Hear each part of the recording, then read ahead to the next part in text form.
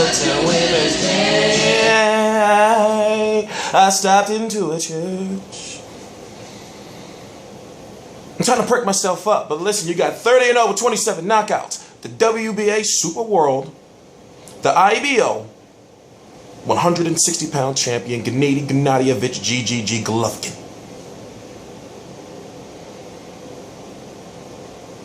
You got Marco Antonio Rubio, the WBC interim silver champion at 160 pounds. I think it's the silver, but basically he's the #1 contender for Miguel Cotto's 160-pound WBC title. And guess what?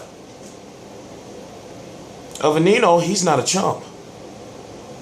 He's got 51 knockouts. He's lost twice since 2006. Guess who the two people he lost to? Julio Cesar Chavez, JR, and Kelly the Ghost Pavlik.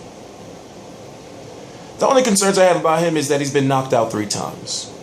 Last time by Kelly Pavlik. Now, he's had 2 title shots against Kelly Pavlik, against Julio Cesar Chavez Jr. He's won 6 straight fights for knockout. What I'm saying to you is this. I know Gennady Golovkin is good. He's very good. He's not just a power puncher. He's in there thinking. But he can be hit. Now I'm trying to relate to you as a person. Right now I've been having a very, very rough month, especially this week. So people say, why do you wear the sunglasses? Because honestly, I've been emotional. But the show must go on. This is the way I look at it. This is the biggest puncher that Golovkin has ever faced. Is he the most credible opponent that Golovkin's ever faced? I'm going to say yes. I'm going to say he's right up there with I want to put Gabe Rosado ahead of him. I want to put Gabe Rosado as his opponent that had his best opponent. See, they say Curtis Stevens, but Curtis Stevens just got beat up on for 8 rounds. That's what I saw. You know, you can say he took maybe, you can say, oh yeah, that was the best, you know, he gave him the best show. No, he gave the best ass whipping. That's what we saw. We saw 8 rounds of just him getting beaten down, especially the face, when he on the mat, like the... You got to see the meme. You got to see it. You got to see the picture. He got knocked down, and then he like rolled over like, whoa, shit. That's where it was almost how he was. It was like, whoa, shit. But it's like the camera recording. Oh, man, because he was talking all that shit. I thought, man, I love the power ain't shit. It's like, he learned. His ass learned. His ass learned. Let me gather myself. See, I needed that. I needed that. Anyway, I'm T Street Controversy. This is T Street Controversy Live with Real Combat Media, and I cover boxing. The link is right below. Right below, there's a link for Real Combat Media. I want you to participate in the survey of Hopkins and Kovalev. You click the link. It takes you like a second. Open it up in another tab. Just click it right now. Open up another tab. Go over, and the poll is right there. Just vote. There's a reason why I'm telling you to vote. So, moving on. See, Golovkin is good, but unproven. You can't say that he's ducking people. He's not. 168. The guy's walking around at no more than 170 at a time. You know, he's right now. He's on weight right now. You know, about 2 weeks ago. Is my phone ringing? About 2 weeks ago, he was walking around at 165 pounds. So,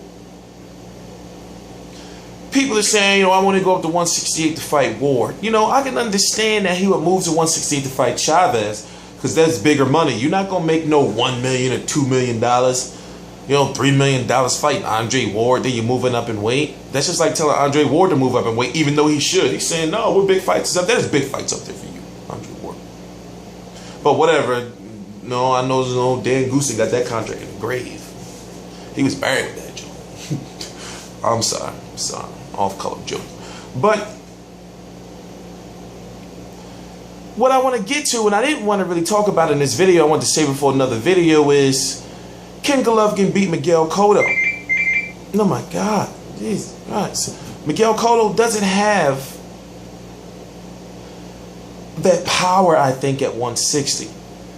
He beat down Sergio Martinez, yes, but Sergio was wobble. You know what I mean? He was wobbly kneed. He couldn't stay up. But how does that go? How does that power go in there against a Golovkin? That's what I'm asking myself. I'm trying to figure him throwing that left hook to the body, and I'm thinking like, okay, it may do some damage, but at 160, is it going to be knocking out a Golovkin? You know, a guy that walks around a little above 160, like a real 160 pounder? That's what I don't know. We see it, what, at 154. What did it do to anybody? Yes, we can say he didn't. Yes, we can say Freddie Roach brought him back to the left hook to the body. But what has he really done, to be honest, to make me think that he can do it against a bigger opponent? And I'm not knocking Miguel Cotto. I'm saying that he has a chance to outbox Golovkin. I see Cotto being a 160 pounder that has the speed advantage, that moves, which is the reason why Freddie Roach is always trying to get the catch weight. They're trying to use the distance. Remember, at 160 pounds, Miguel Cotto is fast. Listen to me. Listen to me. Think about what I'm saying. He is fast. He's probably one of the fastest 160 pounders right now by far. So I'm thinking that if he fights a Golovkin, he's not going in there to fight for the knockout. He's going in there to win on the cards. So I'm thinking, well, the last time Golovkin went to round 8, it was an 8-round fight. And if I'm correct, I don't know. I think it was 2009. I don't remember. But outside of that, we knew that he was slowing down somewhat in the Rosado fight. But we found out that he had the flu. So I guess I'm sort of be talking about Rubio, right? Marco Antonio Rubio has knockout power. He has 51 knockouts. 51 knockouts. But he's been knocked out 3 times. So what does that tell you? That means that he can be stopped. I can see if he had never been knocked out before, then I would have gave him a hell of a chance. But the fact that he has been stopped before, I'm thinking like, okay, well, he can get stopped this time, but it's going to be war. And the reason why it's going to be war, and the reason why Rubio does have a chance, he has a better chance than Ousmane Adama. He has a better chance than Curtin Stevens. Daniel Geale had a good chance, but Daniel Geale didn't have the power. Daniel Geale didn't have the power. Daniel Geale had all the movement, but Daniel Geale was laying at some hands for those short period of time before he got his face broken, but he didn't have the power. So what I'm saying is Rubio has the power, and Golovkin's been touched. Remember, he can be hit. He doesn't go, he's not a defensive genius. He doesn't go in there, you know, and he doesn't, put it this way. Defense, I'm going to rate him like a B. Not a B minus or a B plus. I'm going to rate him a B. But that means it's still a B. A B is still a B is good. That's a high B, close to a B plus.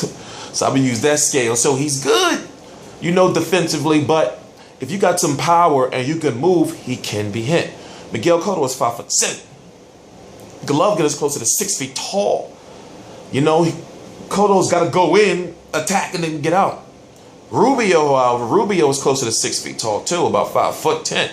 So Rubio's going to be right there with him. I don't know who has the reach advantage, but if I'm correct, Rubio does, and Rubio has 50. Okay, so wait, Rubio has close to 70 fights under his belt. 70 fights. He's lost twice, won by knockout since 2006. You got to take credit for that. Anyway, I'm T Street Controversy. This is T Street Controversy Live. Subscribe. I come from boxing. I'm going to be here immediately, moments after the fight, doing post-fight videos on Golovkin versus Rubio and Donaire versus Walters. Then after that, I'm doing a live stream called Google Hangout. What it is for maybe 2-3 hours. It's probably going to run long this weekend. At about 1 a.m. Eastern Standard Time. It's probably going to be 2 a.m. I like to wait till like 1 hour after the fight, do my videos. Then another hour, let everybody relax, get all little beers and shit like that. Then we get on and start talking shit. You know, basically we talk about boxing. You know, we get on here, we start debating about the news and sharing info and all that stuff. You know, like, man, shit. Like, you know, how they have like fantasy drafts for football and all kind of stuff like that, you know, and basketball. But please subscribe. I cover every single major fight live. And for the first time, I think in like YouTube history, I don't know, I'm going to be covering my own legal case right here live on YouTube. I'm T Street Controversy. This is T Street Controversy Live. Real Combat Media. All my videos, boxing articles, interviews right below. And also, damn. Yeah, I gotta go.